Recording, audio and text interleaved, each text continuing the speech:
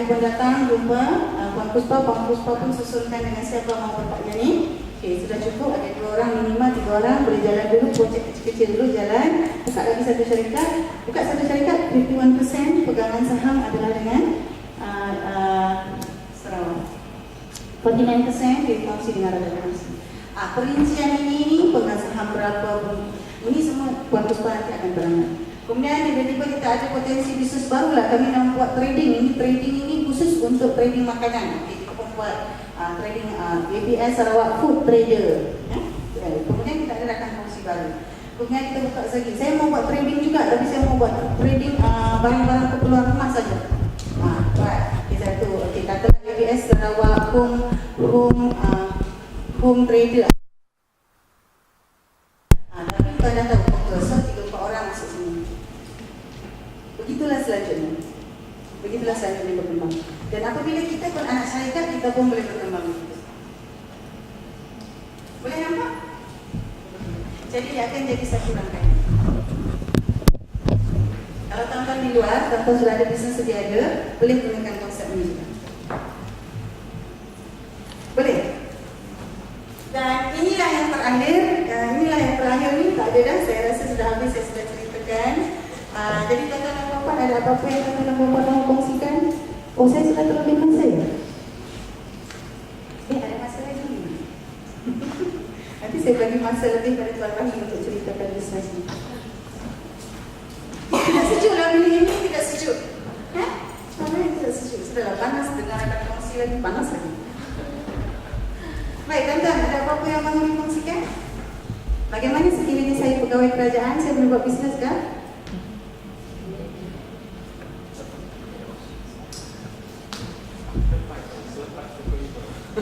Tuan-tuan dan puan-puan, apakah ada halangan khusus dalam agama apabila kita bekerja kerajaan? Tidak apa. Ada halangan khusus yang dinyatakan oleh agama? Maksudnya boleh lah. Pandai-pandailah tuan buat. Jangan melanggar undang-undang dunia, saja. Secara ini halal lah. Kalau kita dapat hasil itu pun halal lah. Tapi jangan melanggar undang-undang dunia pada masa yang sama. Baik, apa lagi soalan? Iya. Katalah ABS Sarawak itu dijadikan. Tadi dikatakan 4 industri, iaitu servis, consulting, education, training. Jadi ABS Sarawak dia ada 4 ini core activity ya. Yang lain kena bergabung atau berpartner di bawah 4 tu. Jadi 4 kategori saja, bukan yang 4 syarikat. 4 kategori. Katalah pendidikan, kita boleh pecahkan lagi. Pendidikan kanak-kanak, Akademi Al-Quran. Model bisnes yang ABS ada, dia begitu. Akademi Al-Quran, sekolah bakat, tadika, apa itu? Satu lagi itu latihan training. Itu jatuh juga bawah pendidikan. Kerana dalam pendidikan perlu training juga. Cikgu-cikgu training juga kan? Pengurusan bisnes pendidikan pun training juga. Tapi yang consulting itu boleh semua. Dia kalau yang pendidikan tu dia lain sikit. Boleh ada sendiri. Tapi yang untuk consulting bisnes semua tu, yang semua jenis bisnes tu dia ada. Pendidikan saja ada 4 bahagian. Dan setiap pendidikan itu kita boleh buka syarikat baru lagi. Nanti perinciannya pandang sedikit. Kerana sebagai contoh kan, katalah tuan mau buka satu syarikat bisnes tadika kata. Itu satu syarikat tu urus satu tadika. Tapi syarikat tu mau buka cawangan tadika pun boleh. Atau berpartner dengan kawasan lain untuk buka tadika tempat lain pun boleh. Jadi satu syarikat tu dia berkembang. Dia pun boleh ada anak syarikat. Gitu. Tonton dia kan? Puan, saya ada satu soalan. Minus pasal syariah compliance. Jadi di ABS ini ada tak satu sistem, satu organisasi yang akan kontrol sama ada benda itu boleh dijalankan atau sebaliknya? Karena saya dipahamkan bahawa di Malaysia ini dia ada satu yang dikatakan sebagai fatwa kebangsaan, fatwa kaya negeri dan suruhan dari security fatwa syariah. Jadi macam mana di Dari ABS, ahli-ahli kita sendiri ada yang pakar, tetapi ada juga pakar khusus yang kita rujuk. Seorang adalah pakar hadis, iaitu Ustaz Ahmad Saifuddin. Ada dia di Facebook yang Puan Ayu selalu panggil dia ketika itu untuk rujukan rujukan yang berdasarkan hadis, kita rujuk pada beliau. Satu lagi untuk rujukan dari segi pelaksanaan kewangan muamalahnya, kita rujuk kepada Tuan Zusuf Khan. Biografi dan profil mereka ini saya rasa tuan-tuan boleh cuba dapatkan di absholding.my. Kan saya tidak bawa secara terperinci dia profilnya, tapi boleh rujuk. Kita ada juga yang dirakit macam satu badan-badan khusus itu juga.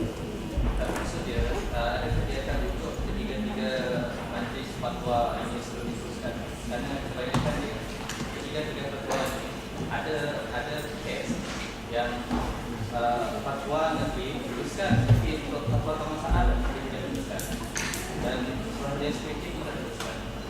Jadi sebenarnya sistem bagaimana ABS? Setakat ini kita melalui yang 3 orang ini. Bila satu model bisnes itu sudah berjalan, biasanya sebelum dia dijalankan kita akan lalu 3 orang ini. Apabila dia sudah berjalan, ada perkara yang kita akan betulkan, kita betulkan. Yang lain kita tidak. Kalau tuan bercakap tentang katalah kalau tentang makanan yang halal, status halal itu atau tidak, yang itu kita terpaksa mengikut undang-undang yang sedia ada. Sebab kalau tak boleh letak logo halal, kita tak letak. Kita ikut undang-undang yang sedia ada. Tapi kita tidak ada yang spesifik tuan sebut itu tidak. Ada sebarang any specific concern, any type of business that need specific concern. Saya hanya concern asal sekiranya dia diciptakan sebagai syariah compliant, dia kena rujuk yang ketiga-tiga ni. Ketiga-tiga ni apa yang saya fahamkan bahawa kadang-kadang pendapat dia berbeza. Jadi di mana satu yang dirujuk? Karena yang paling tinggi di Malaysia adalah Suruhanjaya Security atau Syariah. Itu yang saya nak tahu pasal dia. Kalau tuan tanya saya secara pribadi, apabila saya mahu melakukan sesuatu secara syariah compliant, adakah secara pribadi lah dalam bisnes dia ada sekarang, apakah saya sentiasa rujuk kepada yang 3 itu? Apakah perlu saya rujuk yang 3 itu baru saya jalan atau bagaimana? Tidak, kalau benda tu betul-betul salah, betul masuk. Tidak perlu rujuk pun kita tahu kan? Ya, itu saja. Kalau kita memang sah itu memang tidak boleh, tidak boleh. Tapi kalau ada yang kesengsian, kita rujuk. Saya mau kongsikan satu perkara. Di UPS Holding ini, yang 3 orang ini, kita akan rujuk apabila ada bisnes model baru datang. Katalah ada satu orang tu datang, pegawai insurans. Dia mahu berpartner dengan ABS, mahu buka bisnes insurans.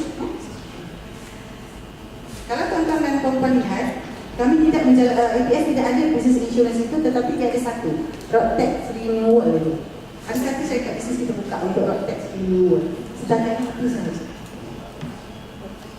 Kalau tuan-tuan faham maksudnya, bermakna dia akan semak dulu, dia akan cek dulu. Kerana insurans ini ada banyak dulu. Jadi dia boleh terima satu yang fokus Roadtax Renewal. Itu kita ada buka satu syarikat, berpartner dengan syarikat import, chapter import, dan 2 lagi rakan kongsi. Itu kita ada buat. Tapi dia memang fokus, dia buat Roadtax Renewal saja. Yang ada insurans juga dalam tu kan, untuk buat Roadtax Renewal. Ini kita buat salah satu. Dia bergantung kepada jenis bisnes dan komitmen kedua-dua pihak. Yang itu ada perincian. Contoh-contoh perjanjian kerjasama pun kita ada kongsikan dengan ketua chapter termasuk Puan Puspa. Saya rasa nanti Puan Puspa akan adakan mungkin selepas, tak tahu, lepas Ramadan, semasa Ramadan, semasa raya kan. Jadi tuan-tuan boleh dapat maklumat jelas. Sementara itu permula apa yang ada, nak dapatkan maklumat jelas, baru kita betulkan. Saya ada sebutkan tentang syarikat PLT. Kalau Sdn Berhad, pemegang saham maksimum 50. Tetapi kalau PLT, boleh lebih daripada itu. Sampai 100 pun boleh. Kalau enterprise, seorang pun boleh. Cuma enterprise ini, apabila kita uruskan syarikat enterprise, dia melibatkan, kalau ada apa-apa berlaku, dia melibatkan harta-harta peribadi. Nah, itu yang kita tak nak. Kalau PLT, dia kuasanya sama macam Sdn Berhad. Cuma pengurusannya itu kosnya agak rendah kerana kita tidak perlu menyediakan beberapa perkara seperti Sdn Berhad yang kosnya Audit fee mahal ya. Kalau kita audit, kalau syarikat kata mahal, retainer fee pun mahal. Kalau PLT dia sedikit lebih rendah. Ada kosnya tapi sedikit rendah. Dalam ABS kan, ya tuan? Puan, boleh tak teraskan sekarang EBS dah buat di Semenanjung kan? Ya. Ada tak syarikat-syarikat yang berjaya? Ya. Boleh terangkan tak? Ada tak syarikat-syarikat yang tidak berjaya? Ada. Apa yang berlaku? Ada syarikat yang tak berjaya dia begini. Kita sudah berjalan, kita ada satu anak syarikat, iaitu trading, syarikat trading. Mereka ini memasarkan satu produk yang khusus. Sebab trading ni kita bahagi-bahagikan tim. So ada satu yang hyper sale yang memang ambil itu, satu lagi yang food and basic supply untuk yang makanan komoditi ni, satu lagi kita ada yang permainan, trading untuk barang permainan. Ada salah satu anak syarikat trading ni, apa berlaku ialah mereka ada satu kesilapan teknikal di mana mereka mengambil mereka menerima modal dari Khadijah tanpa dokumentasi yang lengkap. Dan penerimaan modal ini tidak dibawa ke mesyuarat yang baru barang diterima. Dan apabila diterima, kita baru dapat tahu bahawa modal itu digunakan untuk membeli barang yang barang itu Khadijah sendiri pilih. Bermaksud, katalah saya bawa duit dan saya yang pilih barang itu, tapi saya tak pernah buat bisnes itu. Faham maksud saya? Sebab dalam konsep ABS, yang membawa modal, yang mengerjakannya Muhammad. Tetapi ini jadi terbaik. Dia lah yang beri modal, dia juga.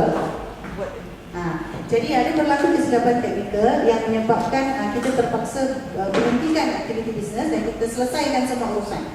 Barang-barang yang tak habis kita habiskan, apa-apa bayaran tertangguh tu daripada jualan kita habiskan, dan kita dokumentkan syarikat itu, dan rakan kongsi yang berada dalam syarikat itu kita bawa berbincang. Kita tanya apakah mahu teruskan, kalau teruskan begini caranya. Kalau tidak mahu teruskan, mereka isikan saja surat perletakan jawatan sebagai pekongsi kerana PLT ini direndakan. Turut letak jawatan sebagai pekongsi dan syarikat itu ABS Holding ambil sajalah. Begitu. Yang itu kes anak syarikat bisnes. Kes anak syarikat bisnes ini, kos pembukaan syarikat pun semua ABS Holding tanggung. Yang 800 itu semua ABS Holding buat. Jadi rakan kongsi tarik diri, maka kami ini dan kami nak lantik rakan kongsi baru. Kerana syarikat itu sudah ada nama.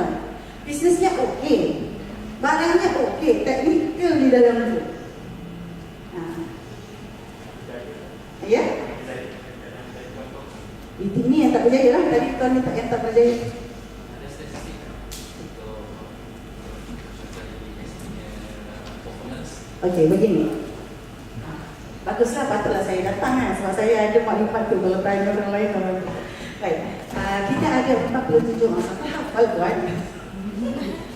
Kita ada 37 buah syarikat bisnes, termasuk syarikat ini direct di bawah ABS Holding. ABS Holding pegang 51% dan menjalankan bisnes khusus. Kita ada 37 dan kita ada 47 anak syarikat chapter. Anak syarikat chapter itu ada di Sarawak, Sabah, begitulah. Kita ada 20 dan kita ada 22 syarikat tadika. Dari 22 syarikat tadika ada 3 syarikat tadika yang kita berhentikan, yang lain berjalan, dan kita ada 9 syarikat tadika yang bakal menerima suntikan modal Khadijah kerana mereka bagus, cuma kurang modal.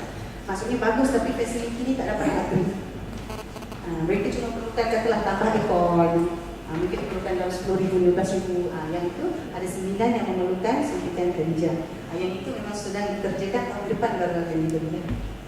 Kemudian untuk yang syarikat bisnes ini, daripada yang 37 itu, saya tak boleh nak beritahu bilangan syarikat, tapi saya bagi peratusan sebab yang ada dalam tangan saya PLT. Daripada 37 syarikat bisnes itu, ada 15 yang betul-betul aktif dan menjaga pendapatan.